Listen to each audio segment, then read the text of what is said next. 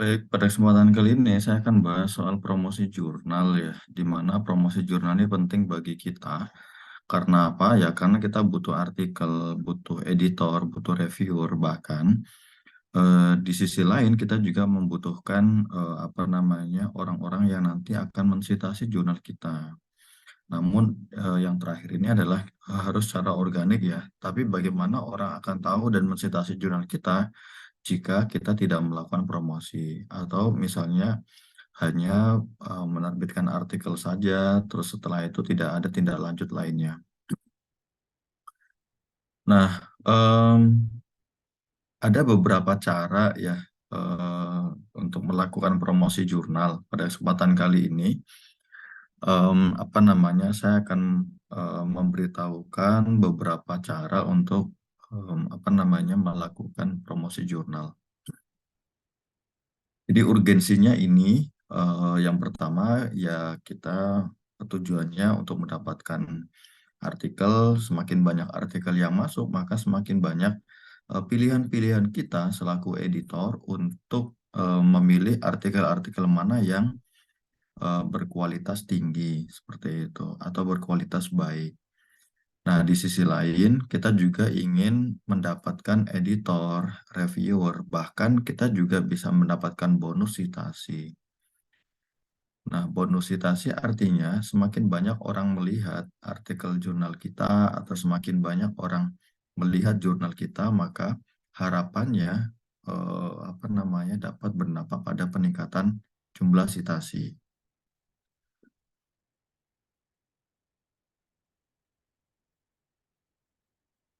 Ini pengembangan jurnal baru sebenarnya ini juga bagian dari ini ya apa namanya timeline kita dalam melakukan em, promosi jurnal. Jadi, jika jurnal Bapak Ibu dan teman-teman sekalian baru membuat, maka target di awal itu ya siapkan website jurnal, kebijakan-kebijakan jurnal, siapkan artikel pertama ya untuk mendaftarkan ISSN. Kalau belum punya DOI, silahkan apa namanya urus DOI ke Crossref seperti itu. GS ini artinya Google Scholar ya. Ada beberapa jurnal yang membutuhkan profil Google Scholar, ada yang tidak. Ya silakan. Nah, di awal ini Bapak Ibu dan teman-teman sekalian bisa apa namanya menambahkan misalnya indeksasi-indeksasi lainnya. Silakan. Karena sebenarnya jurnal itu setelah kita buat, nah tahap berikutnya adalah diseminasi. Nah, media diseminasi itu salah satunya dengan cara indeksasi. Tahun pertama itu indeksasi DOAJ ini juga pilihan. Ya, boleh ke DOAJ, boleh ke indeksasi-indeksasi lainnya. Nah, karena DOAJ ini syaratnya minimal 1 tahun atau apa namanya 10 artikel yang sudah publish, maka teman-teman mungkin ini di awal tahun eh, 1 tahun pertama ini kita bisa melakukan itu, mendaftar ke DOAJ, Garuda, Dimension dan seterusnya. Nah, indeksasi-indeksasi ini saya kira itu pilihan ya, tergantung target jurnal kita ini mau kemana, mau ke internasional atau mau ke nasional ya, seperti yang sebelum-sebelumnya saya sampaikan di video-video lainnya. Nah, tahun yang kedua kita bisa mendaftarkan akreditasi dan indeksasi Scopus. Akreditasi ini ya itu apa namanya biasanya memang syaratnya 2 tahun berurutan ya, tapi teman-teman dan Bapak Ibu perlu diingat bahwa di awal ketika kita mengurus ISSN, patokan 2 tahunnya itu setelah mendapatkan ISSN. Jadi SK-nya kapan gitu. Kalau masa berlaku ISSN volume 1 nomor 1, tapi SK-nya itu nanti berlaku mulai nomor 2, maka 2 tahunnya dihitung di setelah keluar SK ISSN. Nah, berikutnya indeksasi Scopus ini syarat dari Scopus itu kan minimal jurnal kita sudah reguler terbit 2 tahun. Ya, silahkan nanti daftarkan ke sana. Nah, ini maksudnya 2 tahun itu proses pendaftarannya, bukan proses mendapatkan ya. Karena untuk yang akreditasi kita submit sekarang sudah 2 tahun misalnya, ini butuh proses untuk penilaian oleh asesor. Satu jurnal dinilai oleh 4 asesor. Butuh banyak pihak yang terlibat di sana sehingga butuh waktu yang lama. Sementara untuk indeksasi Scopus itu ya ada yang cepat, ada yang lama, ya ini tergantung timnya Scopus di CSAB. Nah, berikutnya di tahun ketiga kita bisa mendaftarkan ke Web of Science. Ya, Web of Science ini salah satu indeksasi yang juga bereputasi. Nah, beberapa waktu yang lalu saya mendapatkan informasi bahwa untuk indeksasi Web of Science itu minimal terbit selama 3 tahun berurutan, apa namanya full text-nya berbahasa Inggris. Karena di Web of Science itu ada beberapa triase ya atau tahapan-tahapan. Jadi kalau tidak salah ada 4 tahapan. Tahapan pertama, dua, tiga, empat yang mana ya mirip-mirip seperti di Scopus ya. Tapi di Scopus itu kan apa namanya tidak ada tahapan-tahapannya ya. Kalau di akreditasi ada ya tahapan tes evaluasi dan seterusnya. Di Web of Science juga sama ada tahapannya. Dia ada apa namanya triasi yang satu itu apa namanya editorial policy kalau nggak salah ya. Nah, tapi memang syaratnya banyak sekali dan perlu kita untuk mengetahui dan memahami lebih lanjut lagi. Nah, tempat promosi jurnal, menurut pendapat saya itu ada 3 tempat ya. Kita melalui email, media sosial, dan citasi jurnal. Email, media sosial, dan citasi jurnal. Media sosial ya bisa apa saja ya, ada Facebook, Twitter sekarang ya, X, WhatsApp juga bisa, ada apa lagi gitu. Nah itu beberapa cara ya, atau kalau bahasa saya itu tempat untuk promosi jurnal. Pertama kita bahas soal cara email. Email kita mengumpulkan email sebanyak mungkin. Broadcast email menggunakan aplikasi. Setelah dapat email disortir, email mana yang gagal, email mana yang apa namanya, yang aktif, mana yang tidak. Belas email menggunakan plugin AutoCred ya. Lakukan ini setiap hari. Nah, cara ini sebenarnya sudah lama ya. Jadi sejarahnya memang kalau boleh jujur ya. Jadi dulu waktu di kampus di Jogja itu saya dengan Pak apa namanya Pak Iswanto ya di Cafe 1912 itu ngobrol soal ini ya, soal bagaimana cara mengambil email dari Google seperti itu. Nah, ya waktu itu proses yang dilakukan adalah mengambil email dari autor-autor yang ada di Sign Direct ya, satu-satu gitu. Nah, terus pada waktu itu saya sampaikan kenapa nggak ngambil dari Scopus gitu. Di Scopus kan kita bisa download CSV, ya bisa download, bisa ekspor seperti itu. Nah, waktu itu kita trial error ya, bagaimana cara ngambilnya karena di bagian apa namanya di bagian CSV export itu ada beberapa yang bisa kita apa namanya bisa kita ambil data nama, afiliasi, judul artikel kan kita bisa ya. Sepanjang kita bisa apa namanya mempunyai akses ke scopus.com ya. Akses untuk ke sana itu kan berbayar. Nah, sudah dan kita bisa trial errornya sukses ya. Beberapa kali trial error dan sukses. Selanjutnya kita bisa menggunakan apa namanya data yang tersaji di sini untuk broadcast email, mendapatkan email. Nah, di bagian ini sebenarnya yang apa namanya yang kita centang ya. Jadi waktu itu apa namanya saya dan Pak Iswanto trial error semuanya nih. Masing-masing kita centang, oh nggak dapat nih. Terus akhirnya menemukan informasi, menemukan trialnya. Jadi yang dicentang hanya di correspondent address. Nah, setelah itu tutorial-tutorial seperti ini kan mulai mulai menyebar kemana-mana, mulai banyak orang yang mengklaim bahwa ini dulu pertama tuh saya enggak gitu. Yang pertama kali itu saya dan Pak Iswanto. Nah, ini jujur aja di situ. Ya akhirnya apa namanya informasi itu menyebar kemana-mana ya, artinya eh, kita bisa mendapatkan apa namanya informasi ini dengan baik dan bisa menggunakannya dengan baik gitu. Dengan catatan gunakan apa namanya informasi ini dengan bijak.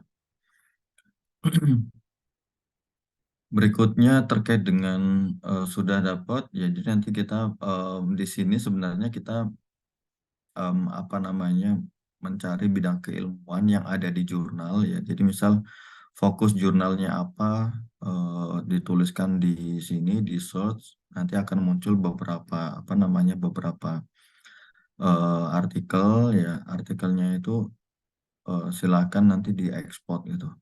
Nah, catatannya ekspornya jangan lebih dari 2.000 ya. Usahakan di bawah 2.000 gitu. Nah, nanti di sini pilihnya di sini corresponding address. Nanti dapat data seperti ini ya, apa namanya? Ada nama afiliasi, ada linknya, ada emailnya. Jadi apa namanya? Bapak Ibu dan teman-teman saya kira bisa menggunakan ini. Berikutnya kita lanjut ke sini ya. Di sini ada broadcast email eh, blast email blast 2.250 email per hari ya, per hari.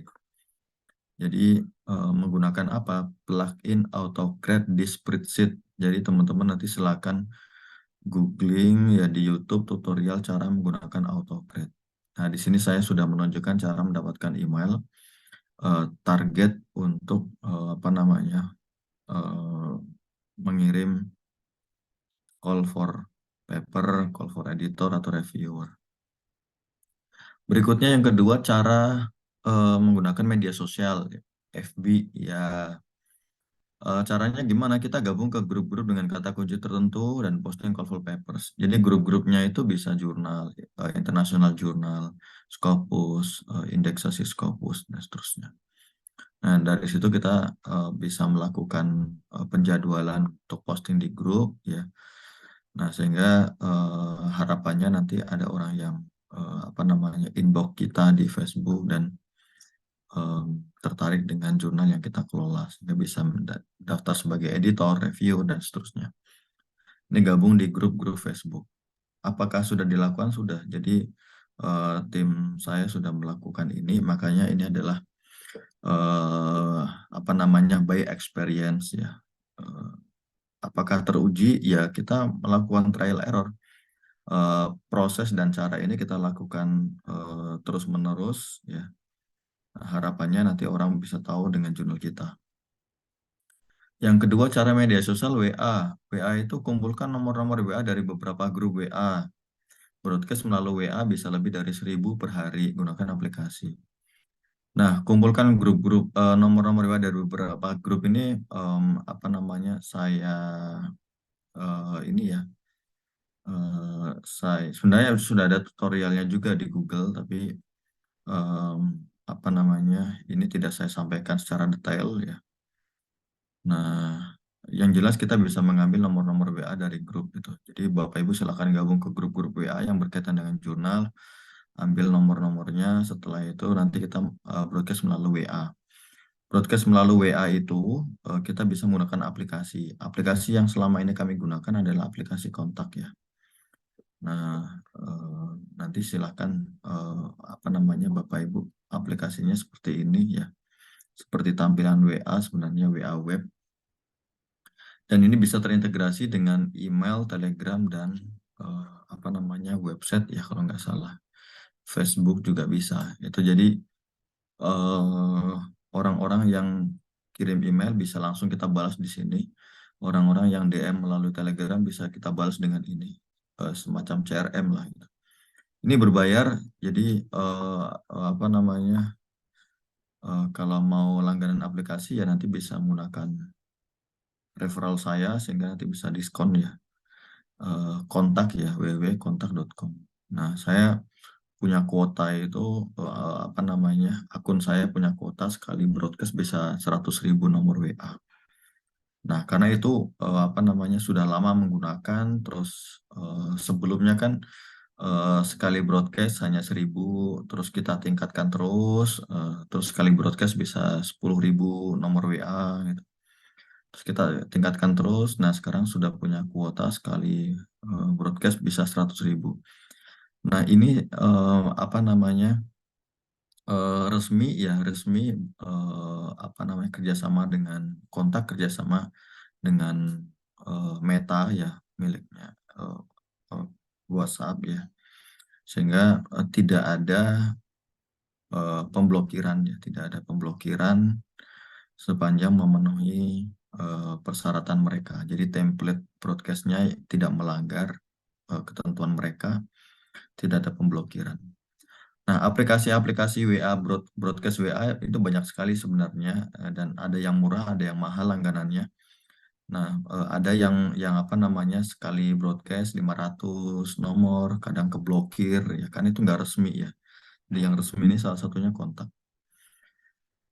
Nah, promosi yang terakhir kita memahami algoritmanya si Google Scholar, yakni eh, dengan citasi. Jadi circle-nya seperti ini ya, citation circle. Jadi perputaran citasi itu seperti ini siklusnya. Jadi Bapak Ibu kita kan pernah ini ya pernah mengalami bahwa apalagi misalnya kita selaku dosen em, atau siapapun ya peneliti yang punya punya artikel yang sudah punya profil Google Scholar, itu ketika ada pihak manapun yang mensitasi artikel kita itu kan kita dapat notifikasi lewat email ya. Nah, notifikasi lewat email itulah yang menjadikan kita gimana kalau ini jadikan sebagai salah satu media untuk promosi. Nah, hitung-hitungannya ada di kolom kotak ini ya. Jadi bahwa gimana kalau sekali publish artikel itu per satu edisi 20 artikel misalnya. Nah, dalam satu artikelnya itu kita ada 40 atau 45 citasi ya per artikelnya. Itu kan apa namanya? eh, ya tidak harus 50 ya. Kita juga bisa 30, 45, 35 dan seterusnya. Nah, citasinya itu kita sampaikan ke calon penulisnya, dia penulis referensi citasi Anda itu mohon dari jurnal-jurnal internasional yang sudah terindeks di Scopus misalnya. Nah, terus nanti berharap kita penulisnya bisa mensitasi menambahkan citasi atau citasi artikelnya itu dari artikel-artikel jurnal internasional. Nah, ketika artikelnya itu sudah publish di jurnal kita, nanti ya seminggu, 2 minggu, atau 3 mingguan itu mereka-mereka yang artikelnya kita citasi itu akan dapat notifikasi dari Google Scholar. Dear author, judul ini, artikel ini disitasi oleh jurnal ini. Nah, pertama mereka akan penasaran ya. Harapannya seperti itu. Mereka akan penasaran bahwa oh ini siapa yang mensitasi artikel saya. Apalagi misalnya saya pribadi ya. Itu saya akan penasaran sekali ketika artikel saya yang jumlahnya sedikit ya. Itu oh ada yang mensitasi. Nah saya penasaran. Penasaran itu yang pertama. Yang kedua mereka pasti akan mengunjungi ya. Bukan pasti sih. Tapi langkah berikutnya kalau penasaran mereka akan mengunjungi website kita. Oh ternyata artikel ini yang mensitasi. Oh dari jurnal ini gitu.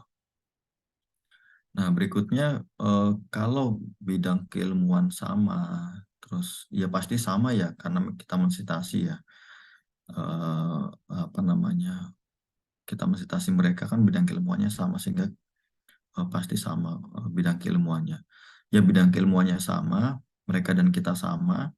Lihat artikelnya, oh ini kayaknya bagus, ini penelitian yang terbaru terkait dengan ini, maka harapan berikutnya setelah mereka penasaran, langkah kedua mereka akan mengunjungi jurnal kita, membaca artikel yang terbit di jurnal kita.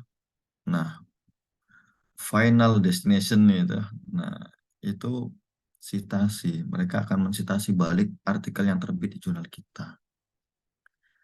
Nah, itu sebenarnya kenapa tadi di awal saya sampaikan kita memanfaatkan algoritmanya Google Scholar gitu.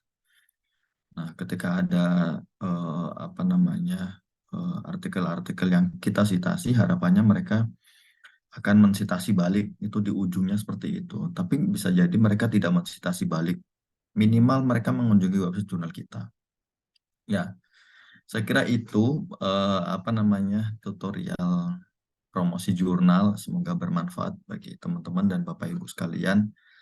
Terima kasih banyak atas waktu dan kesempatannya. Mohon maaf tadi ada beberapa hal yang tidak saya sampaikan karena mungkin bagian itu apa namanya terlalu ini ya, sehingga Bapak Ibu yang penasaran ya nanti kita bisa ngobrol dengan cara ya komen saja nanti di apa namanya di video di bawah ini gitu. Komennya di bawah itu di channel YouTube saya. Terima kasih. Sampai ketemu di video-video berikutnya.